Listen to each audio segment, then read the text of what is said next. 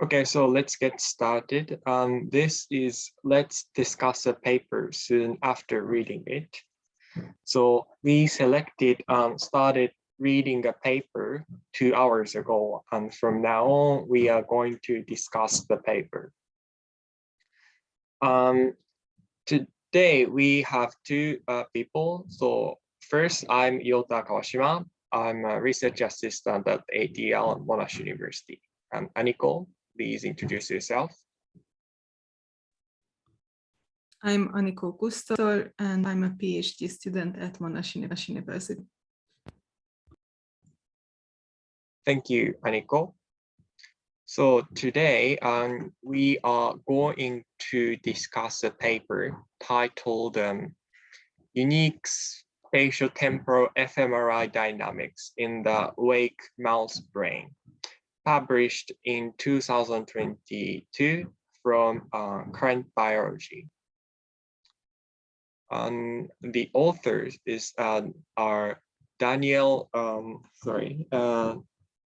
Gutierrez, Bargan, Neha Aterukumal Singh, and Filomena Grazia Alvino, Ludovico Coletta, and Federico Rocci, Elizabeth de Guzman, Alberto Garbusera, Mauro Boldi, and Stefano Panteri, and Alessandro Gotti.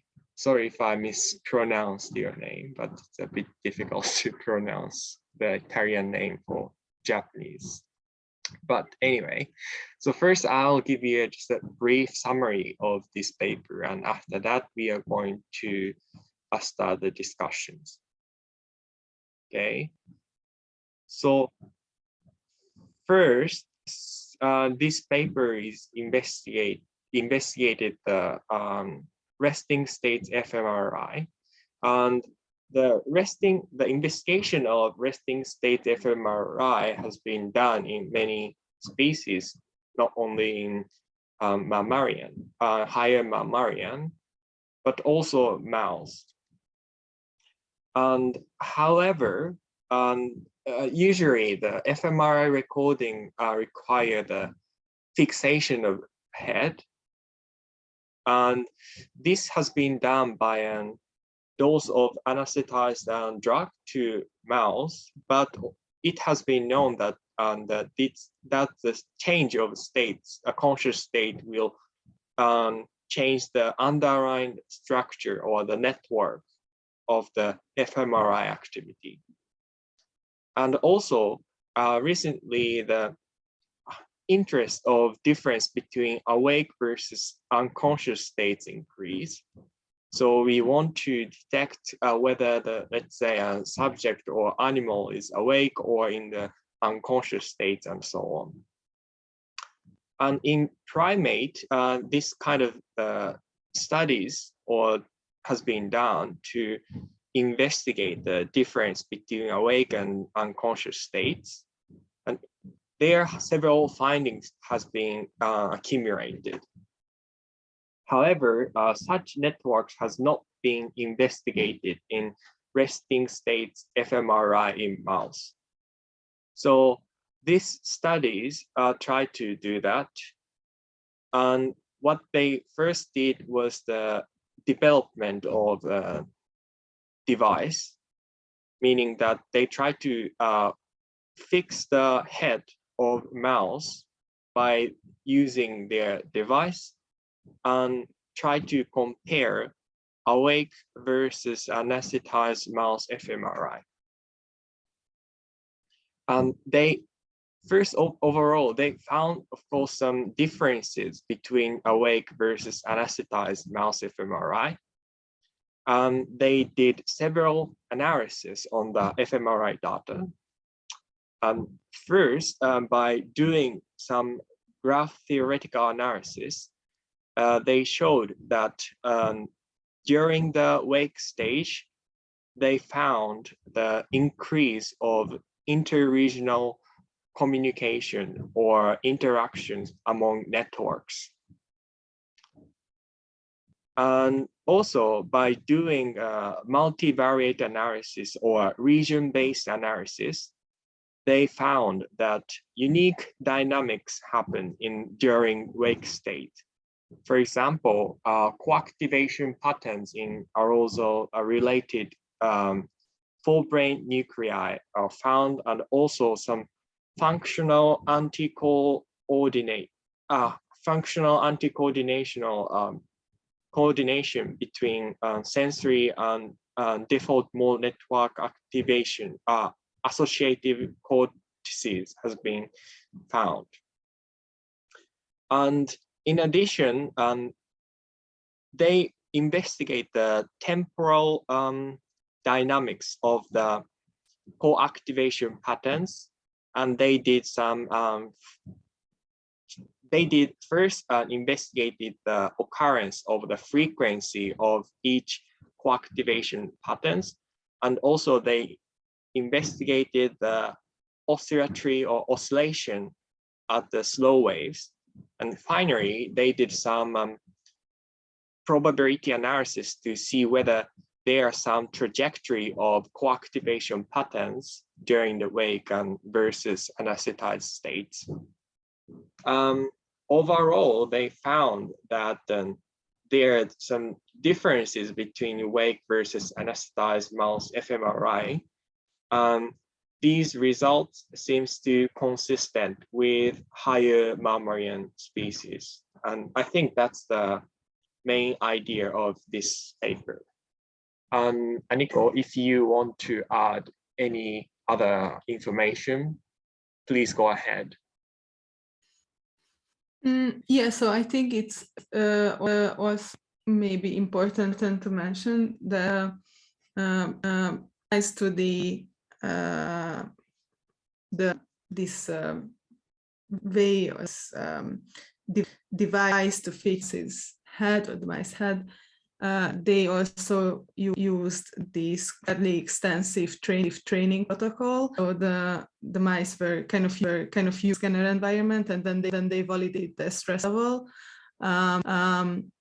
So basically, it seems that this protocol is able to only cause comparable than other handling procedures to the mice.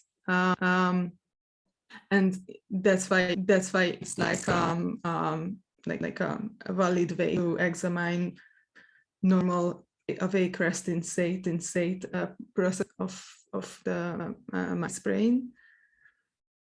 And they compared. Aniko, sorry, your voice sounds a bit weird. Breaking up or breaking, and like I could hear your voice kind of twice.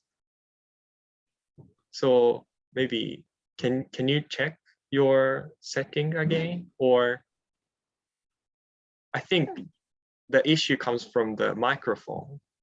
Yeah. How is it now? Yeah, it sounds now. Yeah, good now. Okay. Yeah. Okay. So I will just quickly reiterate. So they did an extensive protocol of training the mice to like basically habituate them to the scanner environment, and they have validated with these cortisol measures and other. So basically, they kind of show that this seems like their protocol of this head holding device and the habituation protocol is working in a way to basically allow the researchers to examine the awake resting state functional connectivity in a fairly kind of normal state.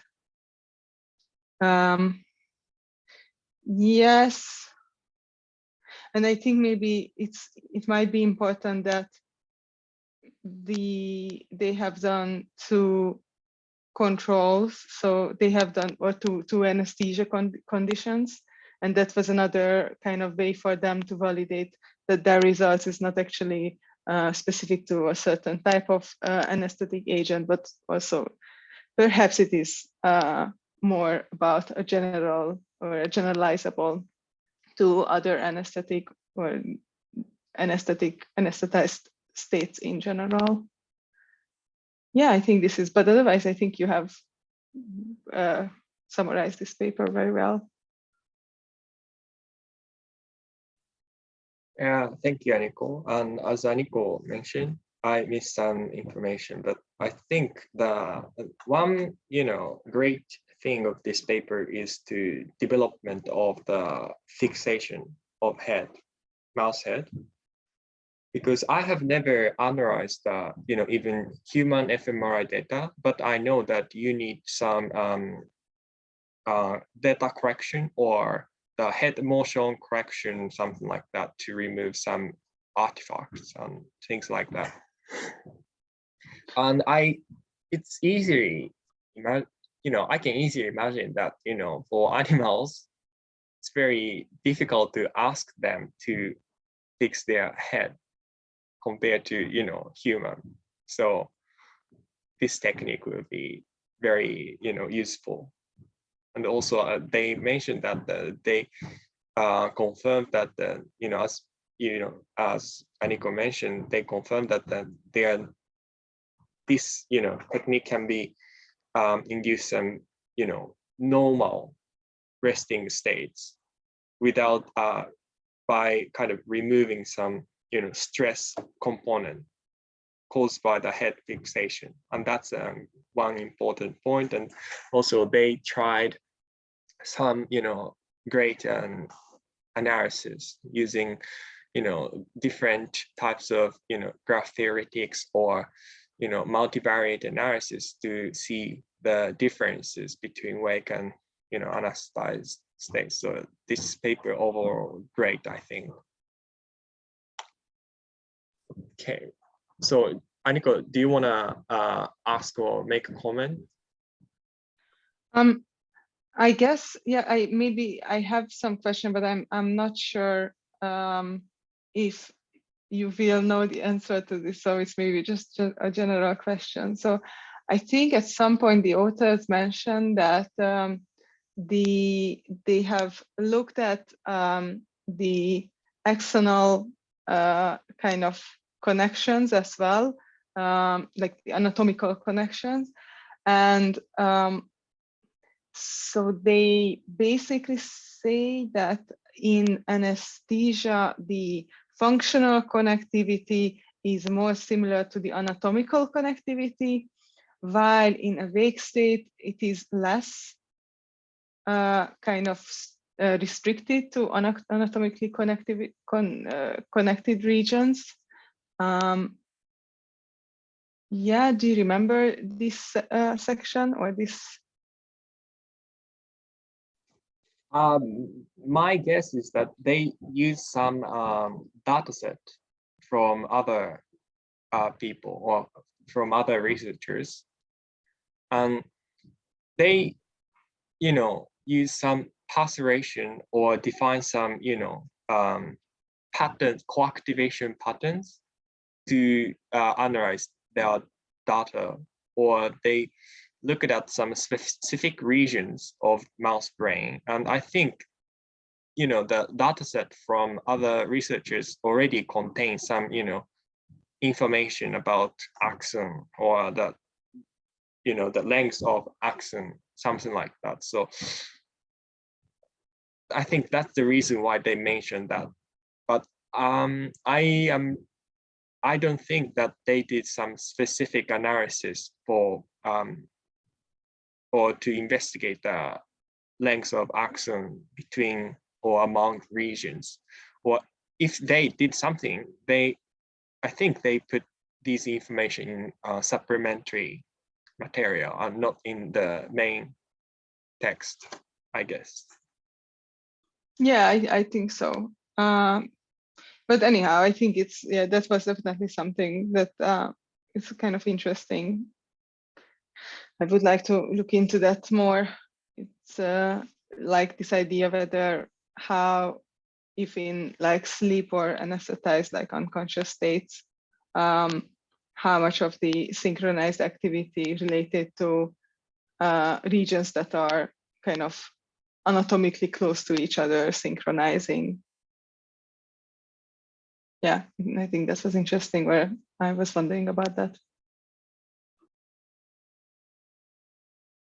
Yeah, I think the great thing of investigating the mouse brain instead of mammalian brain is that, we know that, more information about, let's say, the length of axon or other probably genotypes or things like that.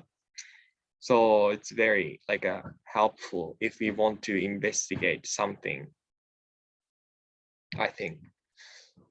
Yeah, I have some comments. One is that they did some analysis to investigate the temporal dynamics. But of course, fMRI data is not, that good at spatial, not temporal resolutions. So if we can, use some, electrophysiological data correction and apply the same analysis, then that would be great to investigate. And mouse we can do these recordings. So I think that's one thing we can do for the future research, I think. Yeah, no, I think it's I mean, I think they were, so you mentioned slow with this kind of oscillatory activity. So they were looking at this infraslow activity between 0.01 and 0.03 hertz. So is that 10 seconds? It's a quite slow activity. Yes, so 0.1 hertz is roughly one occurrence during 10 seconds. So yeah. It's very slow, super slow. Exactly. Yeah. Infra slow. Mm. Yeah. But yeah, very interesting. Mm.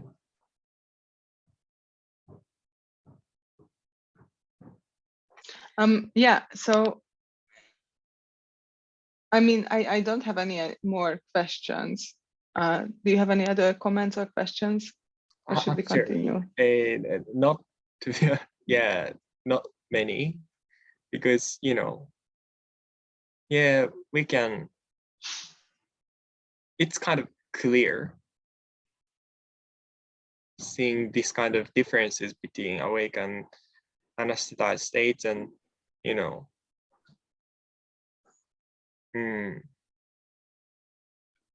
but probably one thing is that, of course, the brain structures are not the same across species, and I'm not sure whether this result can be applicable to let's say human brain. Of course, I know that some procedure to determine the brain lesions in mouse brain, and also how we can compare the differences of brain structure among species, saying find some very primitive brain regions such as visual area and try to find or characterize other regions based on that's well-known brain regions.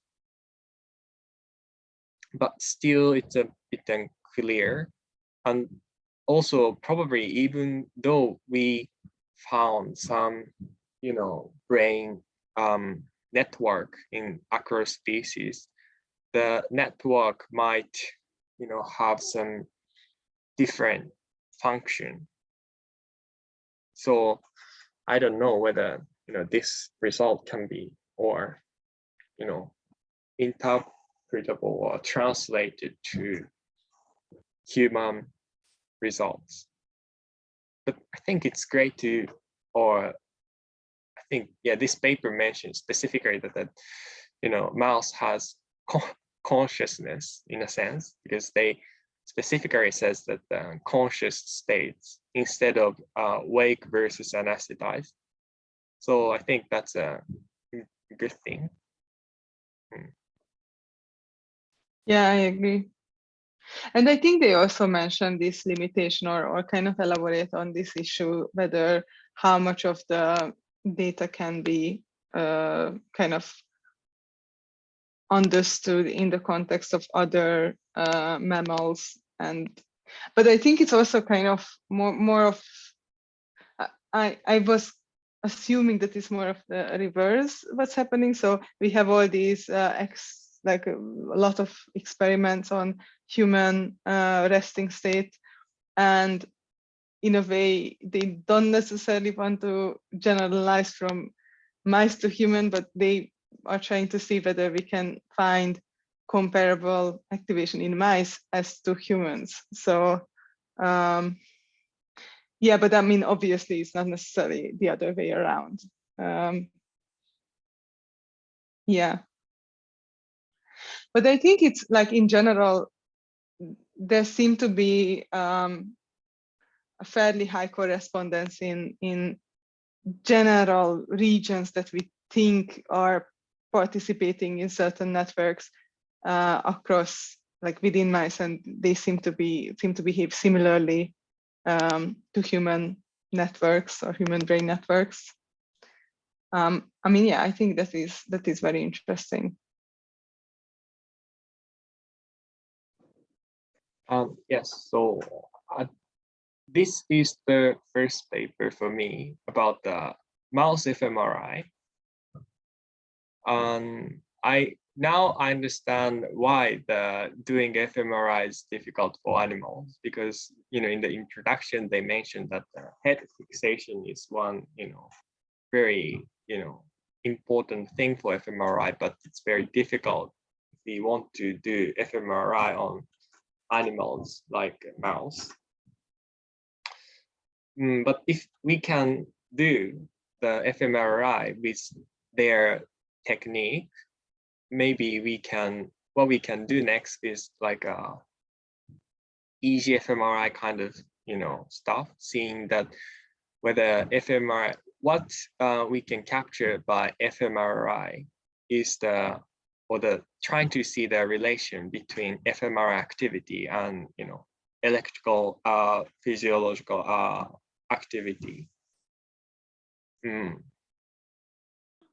Yeah, and what I think might be also very interesting, but I'm not 100% sure about whether it is possible, but perhaps it is doing actually like optogenetics manipulation on certain neurons, and then we could potentially like if you could modify or like stimulate neurons within the scanner and look at how that kind of activation or inactivation affects, for example, certain connectivity patterns or yeah, the ball responses, or is it like I mean, of course, it very much depends on the type of neuron, the specific brain region, but yeah, I think it's like this protocol is definitely opens the door for a lot of interesting other research. But yeah, perhaps it's important to note that their protocol is, I think, for habituating the animal is, how much is it, like 26 days? Yeah. So it is quite expensive.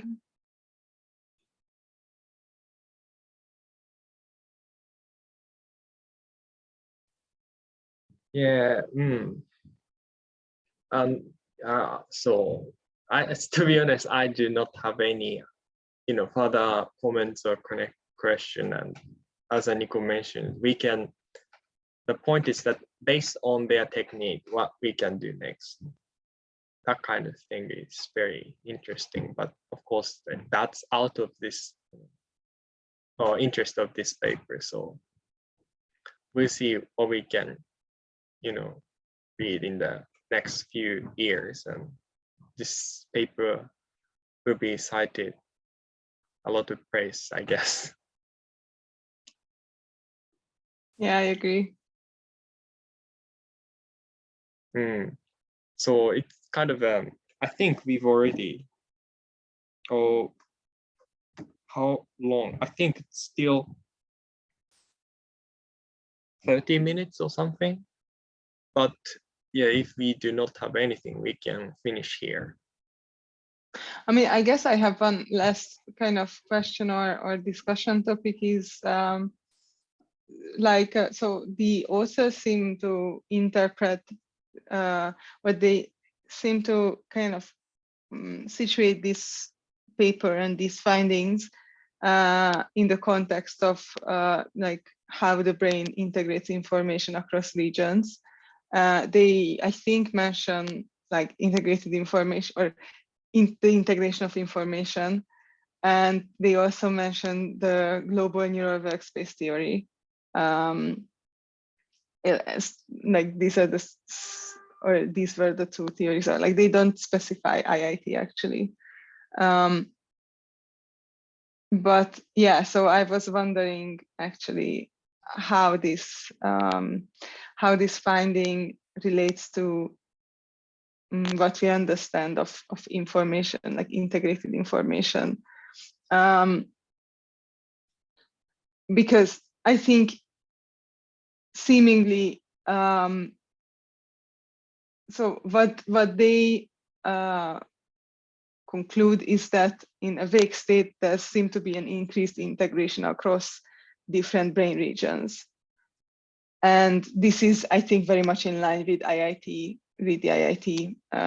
idea of like what constitutes, what are the important aspects of consciousness. But I'm also thinking whether, like, so in this way, this kind of integration across brain regions, these seem to rely on a specific anatomical structure. So they basically talk about the cortical and subcortical networks as kind of important marker. So like functional coupling between cortical and subcortical networks. And I wonder if that is a very limited way to kind of talk about consciousness, because it relies on this cortical subcortical distinction. I don't know. What do you think? Yes, I agree with you. So they used, that predetermined or regions or, the computational unit in a sense. We can ask question whether that's, or we can consider that, spatial resolution, scale can be something actually happening in the brain or not. And of course, if we want to do some IIT kind of analysis, we can do this on this data. And, it's obvious that we will get some, higher integrated information from wake versus anesthetized. And that's something done in, I guess, Angus' paper. Of course, it's a different species, but basically what he has been done is same. So using IIT analysis to non-human animals to detect the level of consciousness, awake versus anesthetized, we can do the same thing. I think one advantage of using, predetermined perforation of brain region is that we can kind of limit the number of computational units or nodes or whatever, the channel or something. Because if you want to apply IIT, you always need to think about the computational cost. because if it's above, let's say, 8 channel, it's almost impossible to compute the integrated information with current computational technique, or it takes too long. So in order to reduce the computational time, we need to somehow reduce the number of channels, so we can apply this kind of pre-processed or well-known regions to reduce the number of data. But I don't know. They definitely cite the Tononi paper about the integrated information. They did not mention or specifically, write the IIT in the main context. But I think when they say integrated information, I think they mentioned the IIT. So, but anyway, one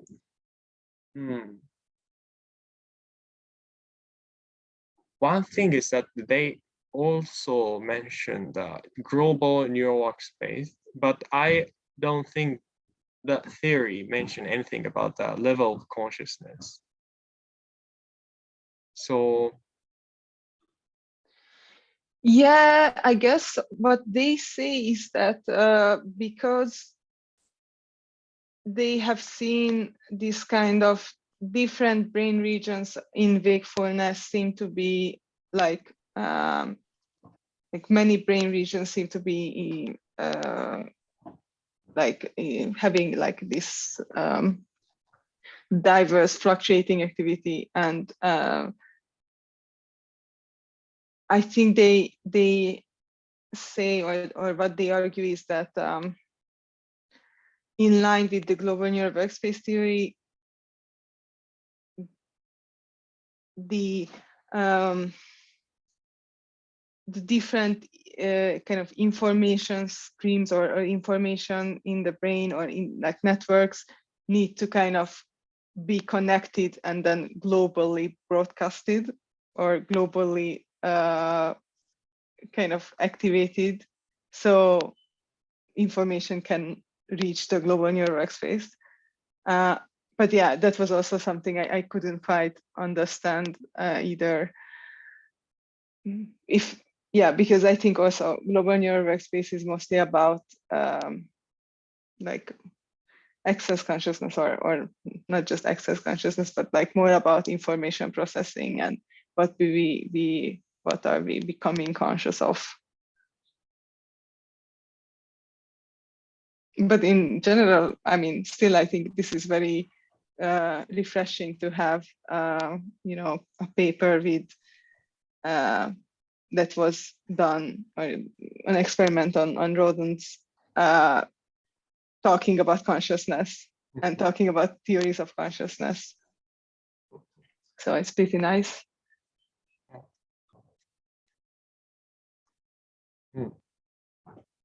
okay, so if you do not have any other comments or question, we can wrap up our discussion here and see you next week. Bye-bye.